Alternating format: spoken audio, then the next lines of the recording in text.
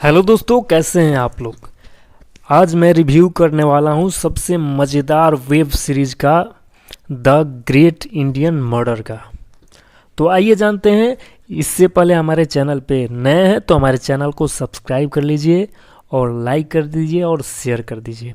आइए जानते हैं। The great Indian murder web series के केंद्र विक्रांत उर्फ विक्की राय का किरदार है, लेकिन इसके इर्द गिर्द कई किरदारों की कहानियों को इतने रोचक तरीके से बुना गया है कि वे मुख्य किरदार की कहानी का अहम हिस्सा लगती है। पहले सीन में देश की राजधानी दिल्ली का एक पुलिस नाका दिखता है, जहां एक पुलिसकर्मी एक गाड़ी रोककर उसके लिफ्ट मांगता है। ड्राइवर से कार की डिग्गी खोलकर कुछ सामान रखने के लिए कहता है। इतना सुनते ही ड्राइवर वहां से है। डिग्गी खोलकर देखने पर पता चलता है कि उसमें 2 नाबालिग लड़कियों का शव रखा गया है।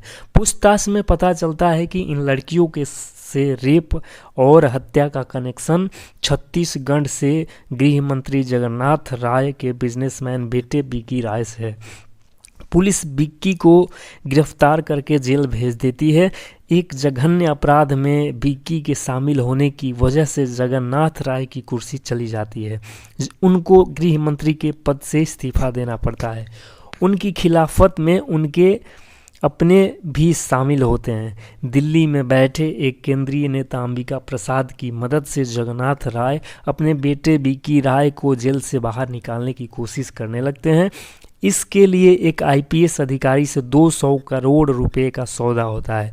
इसके बाद विक्की को कोर्ट से बरी कर दिया जाता है। कहा जाता है कि इस केस से उसका कोई संबंध नहीं है। विक्की के बाहर आते ही दिल्ली से लेकर रायपुर तक जश्न मनाया जाता है। जगन्नाथ राय एक बार फिर गृह मंत्री पद की दावेदारी के लिए मुख्यमंत्री के पास जाता है, लेकिन वहां से खाली हाथ लौटा दिया जाता है। इसके बाद वो पूरी सरकार को पलटने की तैयारी करने लगता है।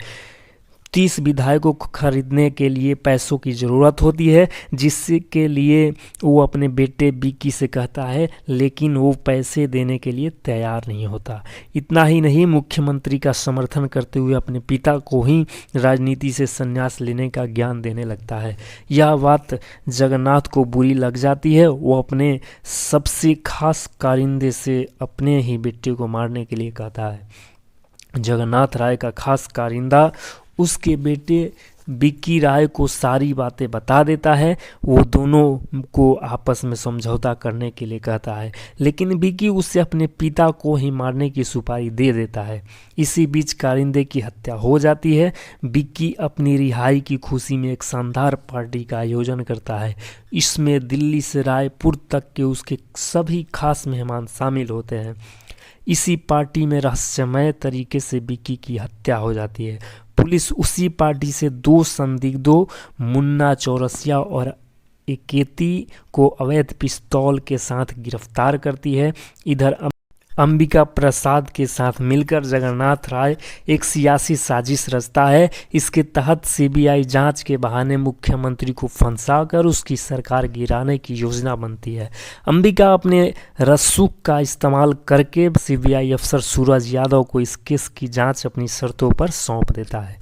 सूरज दिल्ली पुलिस की डीसीपी सुधा भारद्वाज के साथ मिलकर केस की जांच करने लगता है। सीबीआई जांच में इस प्रोफाइल मर्डर केस में 6 लोग संदिग्ध पाए जाते हैं। पहला स्थानीय चोर मुन्ना, जो विक्की की सौतेली बहन रितु का प्रेमी होता है। दूसरा अंडमान की आदिवासी प्रजाति का एकेती, जो अपने इष्ट देव की मूर्ति की तलाश में पहुंचा होता है। तीसरा मोहन कुमार, जो कि एक भ्रष्ट अधिकारी रहने के बाद महात्मा गांधी बनने का स्वांग करता है। चौथा जैसलमेर का वेलफेयर अफसर अशोक राजपूत, जो एकेती दिल्ली पहुंचाने में मदद करता है।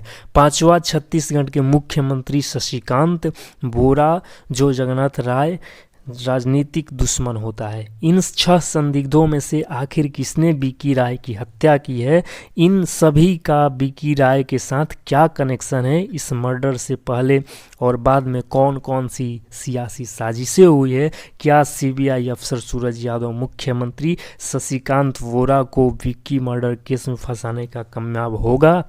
इन सभी सवालों के जवाब जानने के लिए आपको ये वेब सीरीज़ देखनी होगी।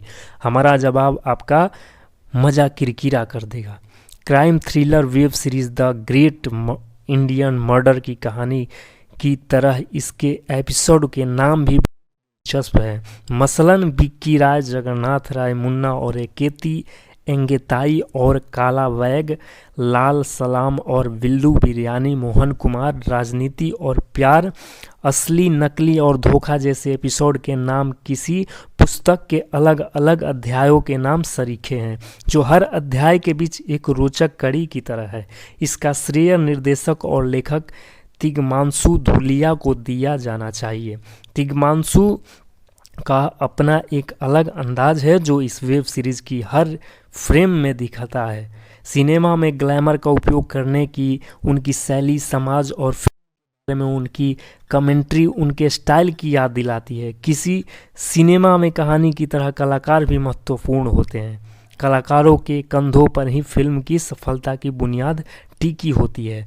इस वेब सीरीज में भी कई अनुभवी और दिग्गज कलाकार शामिल किए गए हैं, जिनकी अदाकारी कहानी में चार चांद लगा रही है। इस वेब सीरीज में जिन कलाकारों ने सबसे ज़्यादा प्रभावित किया है उनमें आशुतोष राणा, रघुवीर यादव, जतिन गोस्वामी, मणि PR, शशंका अरोड़ा का नाम प्रमुख है। एक राजनेता के किरदार में आशुतोष राणा ने कमाल काम किया है। एक नेता अपने राजनीतिक हितों और आकांक्षाओं को कैसे अपने परिवार सहित सभी से ऊपर रखता है, इसे उन्होंने बखूबी पेश किया है। मोहन कुमार के किरदार में रघुवीर यादव तो तम निकले हैं। शुरू के 3 एपिसोड तो उनकी मौजूदगी बहुत कम दिखती है, लेकिन बाद के एपिसोड में उनका किरदार धीरे धीरे उभर कर जब सामने आता है तो हर कोई हैरान रह जाता है। एक ही समय में दोहरा चरित्र 2 अलग अलग स्वभाव के साथ निभाना बहुत कठिन काम माना जाता है, लेकिन रघुवीर ने अपनी स्वाभाविक अदाकारी से इसे आसान बना दिया है। मलयाली एक्टर मणि PR अंडमान के आदिवासी युवा एकेती के रूप असर छोड़ने में कामयाब रहे हैं। झुग्गी में रहने वाले चोर मुन्ना के किरदार में शशंका अरोड़ा ने भी गजब का प्रदर्शन किया है। मुख्य किरदार विक्की राय के रूप में जतिन गोस्वामी ने सबसे ज़्यादा हैरान किया है। अपने किरदार के हर रंग में वो चोखा नज़र आए हैं। एक शक्तिशाली और सत्ताधारी नेता का आयास, बिगड़ैल, बदतमीजी, बददिमाग बेटा लेकिन सफल बिजनेसमैन, इन दोनों चरित्रों को उन्होंने बहुत सहजता के साथ जिया है। CBI अफसर यादव के किरदार में प्रतीक गांधी और पुलिस अफसर के किरदार में ऋचा चड्ढा जैसे कलाकारों से जो उम्मीद की जाती है, दोनों ने वैसा ही काम किया है। इस सीरीज में उनसे ज़्यादा उम्मीद करना बेकार है। पत्रकार के किरदार में अमेय बाघ को बहुत कम स्क्रीन स्पेस मिला है, लेकिन वो नोटिस ज़रूर हो रहे हैं। यदि तकनीकी पक्ष की बात करें तो देश के कई राज्यों में अलग अलग भौगोलिक परिस्थितियों और सांस्कृतिक विविधता के बीच फिल्माई गई सीरीज को इतने अलग अलग तरह के रंग देने में सिनेमेटोग्राफर ऋषि पंजाबी ने बहुत मेहनत की है। रघु दीक्षित और कीर्तन सोढ़ा का संगीत कहानी के साथ सुर मिलाता नजर आता है। कुल मिलाकर द ग्रेट इंडियन मर्डर एक बेहतरीन वेब सीरीज है जो दर्शकों का मनोरंजन करने में सफल रहती है। समय मिले तो इस वीकेंड इसे आप ज़रूर देखना और जाके ज़रूर देखिएगा इस वेब सीरीज़ को, और अच्छी लगे तो हमारे कमेंट बॉक्स में ज़रूर बताइएगा और हमारे चैनल को सब्सक्राइब, लाइक, शेयर ज़रूर करिएगा। फिर मिलते हैं अगले रिव्यू में। धन्यवाद।